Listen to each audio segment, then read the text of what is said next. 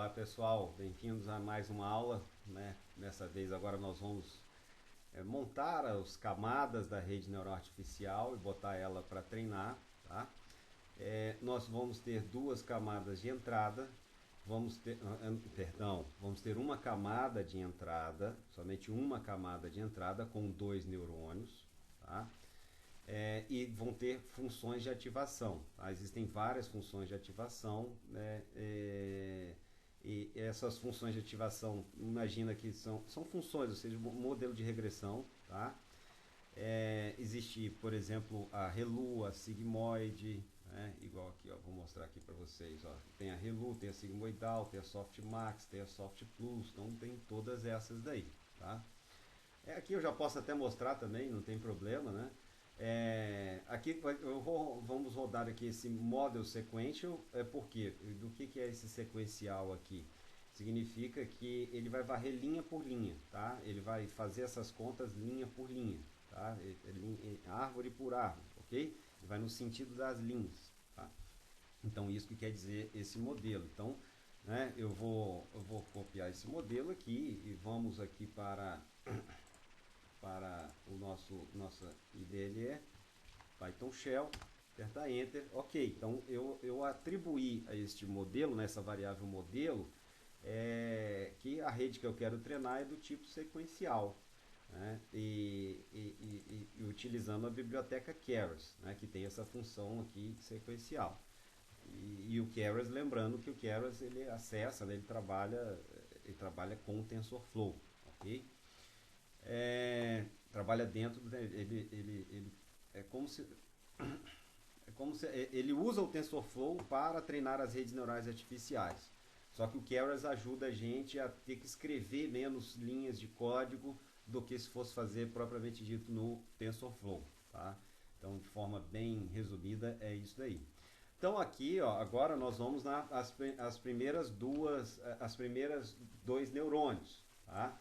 Então nós estamos falando aqui que modelo, né, atribua a esta variável modelo add, né, adicione uma nova camada, adicione uma camada, né, não tem camada nenhuma, então adicione uma camada do tipo dense e com com dois neurônios, tá? E a função de ativação ReLU. Eu não vou estar entrando no mérito de função de ativação aqui com vocês, tá? E eu sei que normalmente quem está querendo aprender redes neurais artificiais não assiste só as minhas aulas, existem várias outras, tem muitos tutoriais de teoria aí, de redes neurais, tá? Divirtam-se para procurar na internet. Mas aqui você tem, né, coloca a função ReLU e o né, input shape, né? Aqui você tem dois neurônios na camada de entrada, tá? Dense, o que significa esse dense aqui? Esse dense, ele significa, não é dançar, né? Mas ele significa que cada neurônio dessa camada vai se comunicar, vai gerar uma informação, né? Essa informação que é gerada é o que é chamado de peso, né? Vai gerar um peso aqui, tá? Então, dense significa que este neurônio vai gerar um peso para cada neurônio da próxima camada, ok? Então, isso significa, e esse segundo neurônio aqui também vai gerar um peso, né? Vai pegar o diâmetro, vai aplicar numa função, essa função vai gerar um valor, né? E esse valor vai ser enviado para este neurônio, tá? Então, o diâmetro vai entrar, o diâmetro vai entrar na função de ativação e vai jogar o valor para este parâmetro, tá? E assim por diante, ok? Então lembra, dense, né? Resumindo, dense é que cada neurônio vai se comunicar com todos os da próxima camada. Este neurônio se comunica com todos da próxima camada, né? A camada intermediária, né? Primeira camada intermediária, camada de entrada, primeira camada intermediária, segunda camada intermediária e aqui a camada de saída, né? Então, onde nós paramos aqui? Nós paramos aqui, nem rodamos ainda, a camada de entrada. Então, apertando Enter, chegou aqui, beleza. Então, adicionamos a camada de entrada com dois neurônios, tá? Vamos adicionar aqui agora a segunda camada intermediária, a primeira camada intermediária do tipo dense, com 4 neurônios, com função de ativação ReLU. Ok, se eu apertei Enter, né, calibrou, ou seja, acabamos de fazer essa primeira camada intermediária. Tá? Agora nós vamos atribuir a segunda camada intermediária. A segunda camada intermediária é exatamente essa, né, é igual, tá? Então, né, 4 neurônios do tipo dense, né? Então eu coloco aqui e aperto o Enter, ok? Rodou, então atribuiu para o modelo essa segunda camada intermediária. Agora eu vou estar trabalhando, montando aqui no modelo a camada de saída, ok? Que é só uma única camada de saída do tipo dense, ok? Beleza. Agora eu vou trabalhar, né? Ele otimiza tudo que você vai ajustar, né, seja um modelo de regressão ou redes neurais artificiais. O objetivo dele é que você tenha o menor erro entre observado e estimado, tá? Então, quando você coloca essa função, atribui essa... Perdão aqui. Então, quando você, né, atribuindo aqui essa função, compile, né? Ou seja, eu vou estar escolhendo qual que é o meu otimizador, tá? O otimizador, você imagina que ele vai estar buscando, né, ele vai estar pegando o erro, ok? E vai estar tentando minimizar este erro, fazer com que este erro seja o mínimo possível, tá? E aqui eu estou utilizando o RMS Prop, né? Existem vários outros, tá? Existe o Adam, né, nessa biblioteca do Keros, TensorFlow, Adam Max, né, teste, sabe? Qual é a melhor? Ora, faça o seguinte, teste todas elas, né? Vai trocando, né? O erro, qual é o melhor erro para ser trabalhado? Vai testando esses erros aqui, né? Então, teste, tá? Não tem fórmula pronta, né? É lógico que você vai acostumando com algumas, vai vendo que algumas são melhores para resolver um tipo de problema e para outro tipo de problema outra pode ser melhor, tá? Mas é com o tempo que você vai pegando esse jeito aí de, né? Vai se adaptando. Então, quando eu for apertar o Enter aqui, beleza, rodou, está, né, atribuído aqui essa... aqui, esse aqui vai ser meu otimizador, tá? Que vai fazer a busca, né, otimizar, buscando sempre o menor erro, tá? O que é o erro? É uma relação entre o observado e o estimado, tá? Essa é a diferença. Então, só para ter uma noção aqui, eu vou estar abrindo o Paint aqui, só para a gente fazer um desenho aqui rapidinho. Eu devia ter feito ele antes, mas não tem problema, a gente faz ele aqui rapidinho. Então você imagina o seguinte, que nós temos aqui um eixo X e um eixo Y, que eu ainda não desenhei, mas eu vou desenhar, né? Então nós temos aqui um eixo X e temos aqui o eixo Y.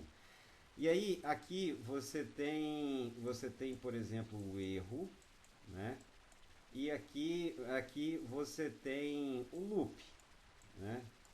Loop, tá? Então você imagina que eu faço o primeiro loop e eu comparei aqui o observado com o estimado e o erro está aqui em cima, né? Aí eu faço um novo loop, né? Aqui está o loop 1, né? Aí eu vou fazer um novo loop, loop 2. Eu faço um observado estimado e o loop 2, o erro pode cair aqui assim, né? Então, o que esse algoritmo, o que os algoritmos de otimização, os otimizadores fazem? Né? Ele busca trabalhar os parâmetros, né, os pesos, de forma que você tenda sempre a diminuir o erro aqui. Tá? Eu não vou entrar no mérito como que ele faz isso, mas eu vou mostrar para você. Então, em vez dele gerar um erro maior, ele vai buscar um erro menor. Aí no próximo loop ele vai buscar um erro menor. Aí no próximo loop ele vai buscar um erro menor. Lógico que isso não vai ser literalmente dessa forma, né? Assim, ele pode cair um erro aqui, o outro erro aqui, o outro erro aqui, o outro erro aqui, mas o que importa é que ele vai tentar minimizar esse erro. Ele vai ficar gerando parâmetros, ele vai fazer uma busca guiada, né? Que ele, dentro dessa busca guiada, ele vai tentar guiar os parâmetros para que os valores dos parâmetros gerem a menor diferença possível entre observado e estimado, até que você estabilize esse erro, ok? Quando você estabiliza esse erro, você quer dizer que é um critério de parada, né, de treinar a rede neural artificial, porque você estabilizou o erro, você não consegue mais diminuir o erro, tá? Então é um critério de parada.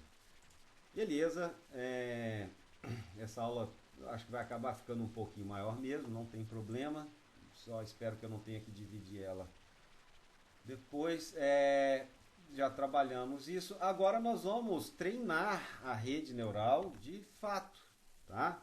Aqui então eu vou colocar ela para treinar. Então modelo fits, ou seja, ajuste, né, treine, né?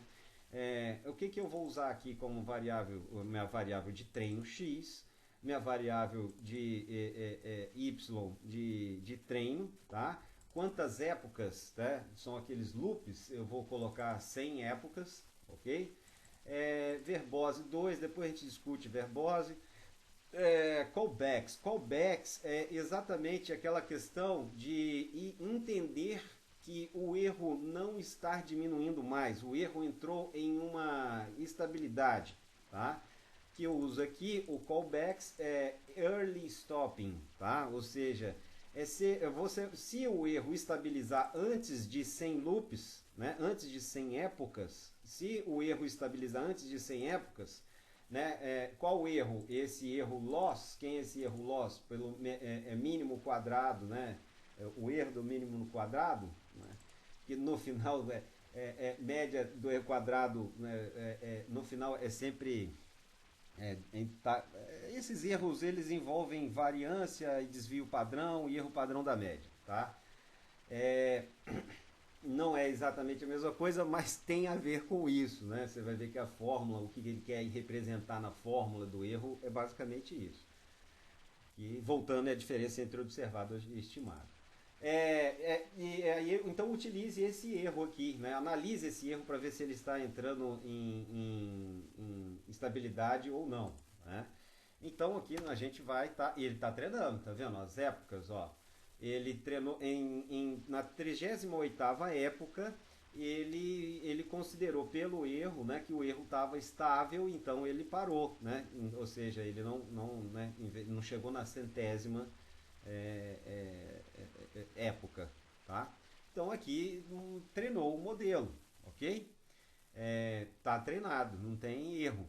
A próxima aula nós vamos estar trabalhando como a gente vai aplicar esse modelo treinado.